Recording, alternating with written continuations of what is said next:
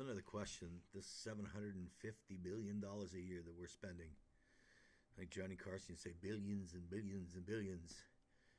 Are we developing tanks and little bombs and stuff when the real threat is the nuclear weapons? The tanks and the Russians have shown you don't take care of your tanks. I mean, anybody will tell you, you know, uh, there are companies that build good cars and companies that do not build good cars. And I don't know about these companies building the tanks.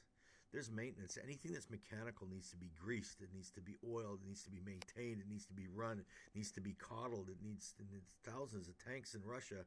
And evidently they're not taking good care of them. Not only that, how much fuel are they burning? And where is the nearest fuel? These guys are getting hamstrung by logistics.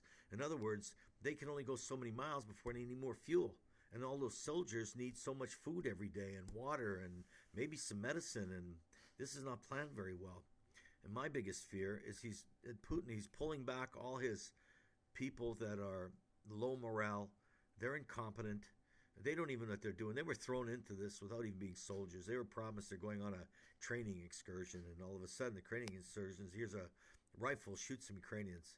So, anyways, what's Putin going to do? He's suffered losses. He looks like an idiot, and his generals got killed. He's like killed 7, 8, 9, 10 generals. He can be out of, well, maybe have a lot of generals in Russia. Maybe that's something they hand out those badges like candy.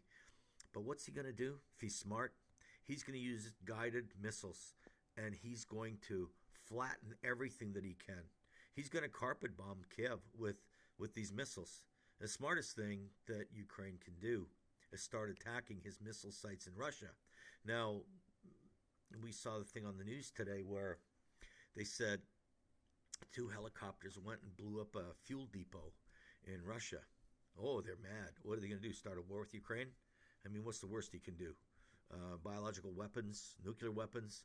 Really, when that happens, NATO has to step in. There has to be some red lines, America. There has to be some red lines, NATO. You need to take a stand because this conflict is coming to your back door. It's already at your back door. It could be coming in your house. So what's the strategy, all you genius people to make big money? They got government jobs, they got benefits, they got college degrees, they got years of experience. Where's your plan? What's our strategy? Now, I have faith in America. I'm thinking that if the Americans are smart, they're going to say, hey, we can use this conflict and we can arm the Ukrainians and we can wipe out a lot of the ground military capability of Russia. We can take Russia's army out. We can demoralize them. We can destroy their equipment. The Ukrainians are tough bunch of buggers, and they're fighting hard. And they're fighting with their hearts and their souls, America. Is there anybody in America who's willing to do that? We should be ashamed of ourselves. Anyways, Ukraine deserves anything that we can get to them. And even a few things that we shouldn't get to them, that maybe we should get in there in a clandestine manner. Sneak it in, you guys. Come on. Was Russia playing by the rules? What, are we going to play by the rules and nobody else playing by the rules? Are we the suckers on this page because we're scared of Putin? We are scared of Putin. We're not scared of Putin. We're scared of the bombs. We're scared of our comfortable lifestyle in Orange County, California, downtown San Francisco, in the Hampton Hills. Oh, what if a bomb lands in Hampton? Well, probably less people get killed there than in Ukraine. Not saying that that's good, of course, but there's a lot of spoiled people in America that don't want any ants on their doorstep. Well, folks, it may be worse than that, because when Putin lets go, who knows what could happen? And let's just say God not permitting a bomb lands somewhere where there's a lot of rich people in America. Then they're really going to get angry, right? Well, what about everybody else? We all make America. The rich people, the poor people, we're all Americans. And America exists as a chain. We are all in this together. And if you think because you have money and you don't want dirty fingernails, ladies and gentlemen, I'm telling you, tomorrow could be here today really fast.